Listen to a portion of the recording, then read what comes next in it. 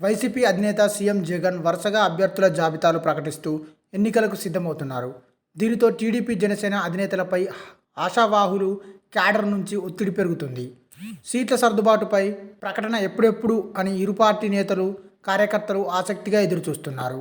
ఇక ఇలాంటి సమయంలో రెండు పార్టీల అధినేతలు సుదీర్ఘంగా చర్చలు జరిపారు. సీట్ల సర్దుబాటుపై భేటీలో ఓ స్పష్టత వచ్చింది అంటున్నారు. అయితే అధికారికంగా ఎలాంటి ప్రకటన రాలేదు. వాస్తవానికి టీడీపీ జనసేన మధ్య సీట్ల సర్దుబాటు అంత తేలిక వ్యవహారం కాదు. పవన్ కోరుతున్న స్థానాల్లో టీడీపీ బలంగా ఉండటంతో సర్దుబాటు అధినేతలకు ఇబ్బందిగా మారింది.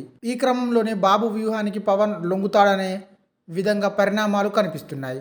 సీట్ల సర్దుబాటుపై టీడీపీ జనసేన అగ్రనేతలకు ఇప్పటికే క్లారిటీ లేదు. దాన్ని ఎలా ప్రజల్లోకి తీసుకెళ్లాలో కూడా వారికో విజన్ అంటూ లేదని వైసీపీ నేతలు చెబుతూనే ఉన్నారు. పవన్ కళ్యాణ్ బలం ఎక్కువ లేదని, ఆయనకు సీట్లు ఎక్కువ ఇచ్చేది లేదని టీడీపీ స్పష్టతకు వచ్చినట్టుగా ఒక టాక్ అయితే వినిపిస్తుంది. చంద్రబాబుతో పొత్తు చారిత్రక అవసరం అంటున్న పవన్ కళ్యాణ్ ఎన్ని సీట్లు ఇచ్చినా తీసుకోవడానికి సిద్ధమైనట్టు ప్రచారం సాగుతుంది. ఆత్మగౌరవం నిలబడేలా పొత్తులో భాగంగా సీట్లు వస్తున్నాయంటూ క్యాడర్కు ఇన్నాళ్లు పవన్ చెప్పుకుంటూ వచ్చాడు. అయితే ఇప్పుడు ఇచ్చింది తీసుకుందామని భావిస్తున్నట్టు జనసేన క్యాడర్లోనూ సందేహాలు వ్యక్తమవుతున్నాయి. తాజాగా చంద్రబాబుతో పవన్ కళ్యాణ్ భేటీ అయ్యారు. ఈ మీటింగ్ సాక్షిగా జనసేన ఆశలు గల్లంతయ్యాయనే న్యూస్ వైరల్గా మారుతుంది. మూడింట ఒక వంతు సీట్లు ఒట్టిమాటే అని దాదాపు తేలిపోయింది. జనసేనకు సీట్లను చంద్రబాబు గణనీయంగా తగ్గించినట్టు తెలుస్తుంది.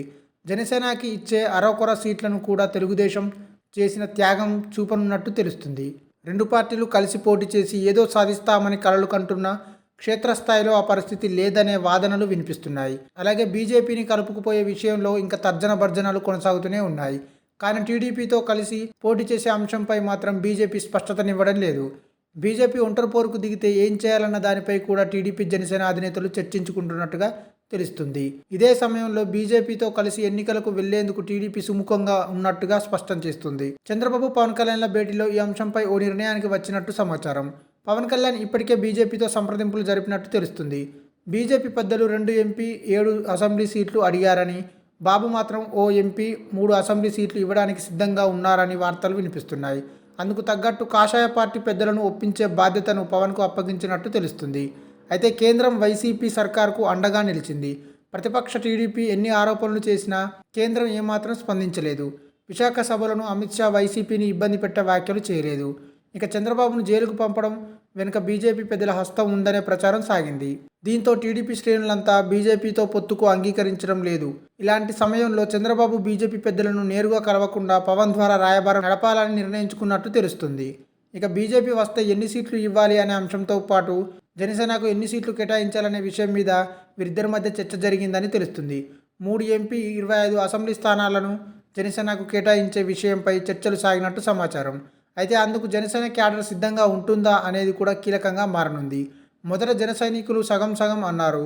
తర్వాత 3వ వంతు అంటే సుమారు 60 అయినా ఇవ్వాలని కోరినట్టు తెలుస్తుంది.